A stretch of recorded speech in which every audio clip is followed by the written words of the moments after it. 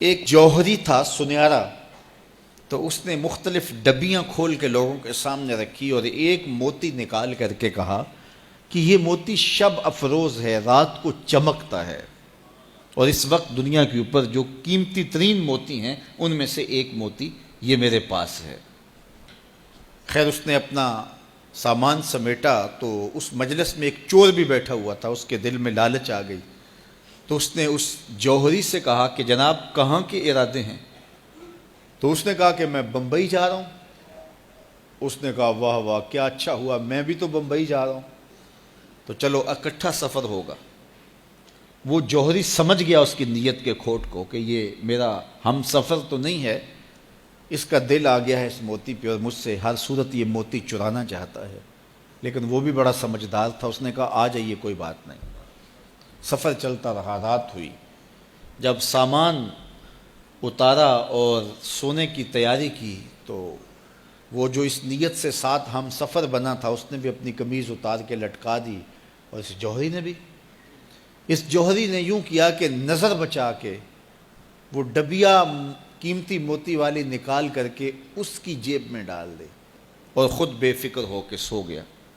جب یہ خراٹے لینے لگا تو چور اٹھا، اس کا سامان ٹٹولا، اس کی جیبیں دیکھیں، سارا دیکھتا رہا۔ خیر دن چڑھ گیا، جوہری اٹھا، اس نے نظر بچا کر کے اس کی جیب میں ہاتھ ڈال کر کے وہ موتی اپنی جیب میں ڈال لیا۔ صبح جب ناشتے پہ بیٹھے تو اس چور نے باتوں ہی باتوں میں بات کی، وہ آپ کے موتی کی چمک شمک نظر نہیں آئی رات کو؟ تو وہ ہنس کے کہنے لگا نہیں میرے پاس ہی تو تھا، وہ جیب سے نکال کے سامنے رکھ دیا۔ دل ہی دل میں بڑا حیرت زدہ ہوا، میں نے تو سارا ٹٹولا، یہ اگر کہیں تھا تو مجھے کیوں نہیں ملا؟ چلو آج صحیح۔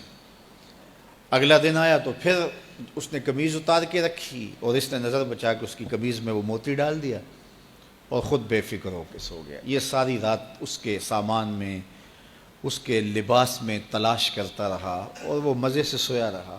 صبح اٹھا اور نظر بچا کے اپنی جیب میں ڈال لیا۔ ناشتے پہ پھر بات کی کہ وہ آج بھی کوئی چمک شمک دکھائی نہیں دی۔ اس نے کہا میرے پاس ہی تھا، جیب میں ہاتھ ڈالا اور سامنے رکھ دیا۔ بڑا حیرت زدہ ہوا، دل ہی دل میں سوچا چلو کل صحیح۔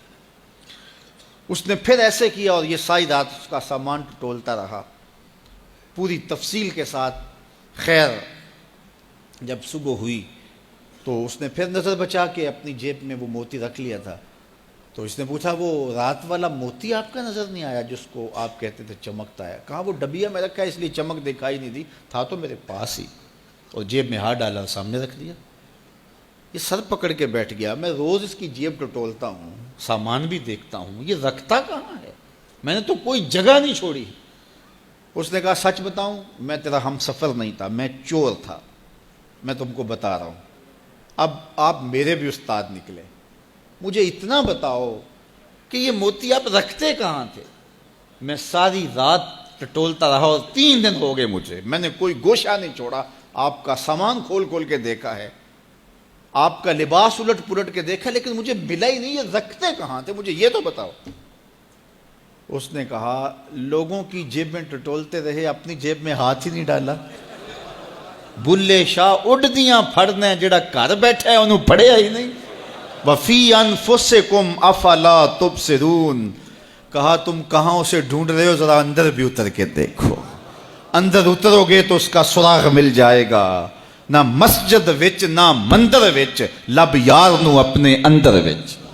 جب اپنے اندر اترو گے تو پھر سراغ زندگی نصیب ہو جائے گا، عرفان ذات ہوگا تو پھر عرفان الہی نصیب ہوگا۔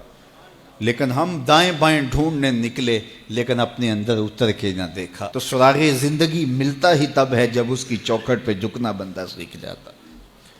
تو اس کی چوکھٹ پہ جھک کر کے زندگی کی سربلندی حاصل کیجئے اور مقصد زندگی حاصل کیجئے۔